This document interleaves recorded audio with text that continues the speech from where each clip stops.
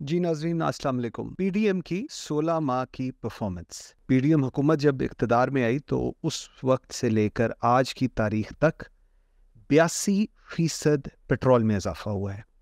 शहबाज शरीफ साहब के वज़ीर आज़म के मनसब पर आने से कबल पेट्रोल की प्राइस 150 रुपया थी, जिसमें 16 माह में 12 मरतबा इजाफा किया गया और 123 रुपये के इजाफे के बाद आज इसकी मौजूदा कीमत जिस वक्त ये हुकूमत ख़त्म होने जा रही है 273 रुपये पहुँच गई है। याद रखिएगा कि पाकिस्तान तहरीक इंसाफ की गुज़श्ता हुकूमत के इक़्तिदार में आने से कबल पेट्रोल की फ़ी लीटर कीमत 95 रुपये थी, जिसमें साबता हुकूमत ने बतदरीज 55 रुपये का इजाफा करते हुए 150 रुपये तक पहुँचाया था।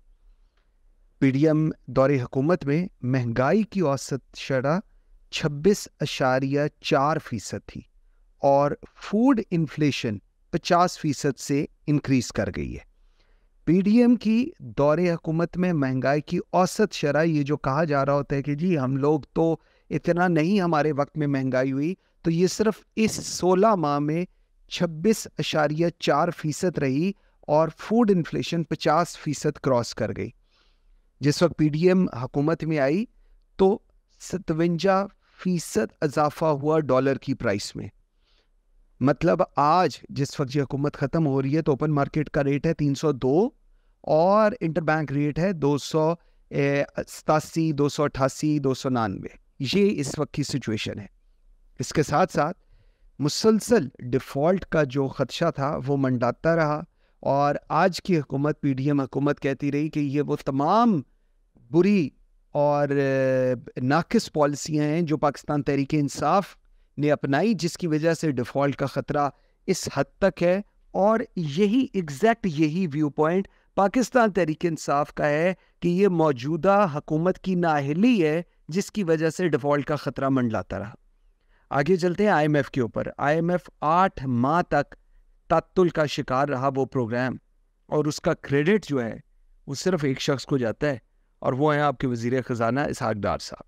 रुपी डॉलर रेट के ऊपर जो एक अंडरस्टैंडिंग इसहाक डार साहब की थी वर्सेस अंडरस्टैंडिंग प्रेसिडेंट आईएमएफ की थी, वो फ़र्क थी, जिसकी वजह से जो उनके बुलंदोबाला दावे थे वो सारे धरे के धरे रह गए और 8 माह तक तात्तुल का शिकार रहा आईएमएफ। सबसे एक और इंटरेस्टिंग चीज़, इस सारे की वजह से आपका जो इंटरेस्ट रेट है वो आज 23% पर है। 23% इंटरेस्ट रेट का मतलब ये है कि लोग अब इंडस्ट्री, बिजनेसेस इनमें नहीं काम करेंगे क्योंकि इस हद तक हाई रिटर्न्स कहीं पर नहीं है। अगर वो बैंकों से लोन लेते हैं, किसी भी बैंक से वो लोन लेंगे तो दैट मीन्स कि 23% प्लस 4-5% जो बैंक अपना चार्जेस लेगा, तो 29-30% कोई ऐसा बिजनेस नहीं है जो वापस दे रहा हो। करप्शन केसेस, शहबाज शरीफ, हमजा शहबाज, सलमान शहबाज, पीपल्स पार्टी के रहनुमाओं ने अपने बेशतर करप्शन केसेस इन 16 माह में ख़त्म करा लिए। ये एक बहुत बड़ा क्रेडिट है। कानून साजी, पीडीएम हुकूमत ने पार्लिमानी तारीख की रिकॉर्ड कानून साजी की है। कुछ दिनों के अंदर इन्होंने 60-70 बिल पास किए, जिस पर खुद हुकूमत और अपोजिशन के जो अरकान हैं वो मजाक उड़ाते हैं कि हमें तो ये तक नहीं पता कि कौन से बिल थे, कैसे आए और कैसे पास हो गए। जो रज़ा रब्बानी साहब ने इस पे सेनेट में फरमाया था वो बिल्कुल ठीक फरमाया था। हुकूमत, और एक और जो क्रेडिट है हुकूमत का वो है हुकूमत और अदलिया की महाजराई।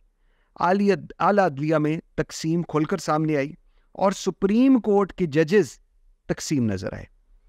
अब इल्ज़ामात जो हुकूमत ने अदलिया पर लगाए, उसमें अदलिया पर bench fixing number 1, chairman Pakistan Tehreek Insaf के साथ नरम रवैया, वो गुड टू सी यू आज की तारीख तक बोला जाता है, नंबर 2, और अदलिया को सहूलतकारी का इल्ज़ाम लगाया। ये भी पाकिस्तान की तारीख में पहली दफ़ा हुआ है।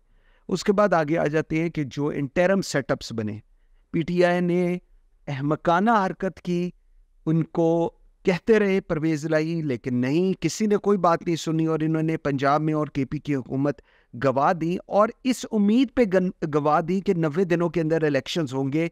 90 دنوں کے 190 دن ہو گئے، الیکشنز نہیں ہوئے، اور اگلے 6 مہینے تک الیکشنز ہونے کی کوئی شنید نہیں۔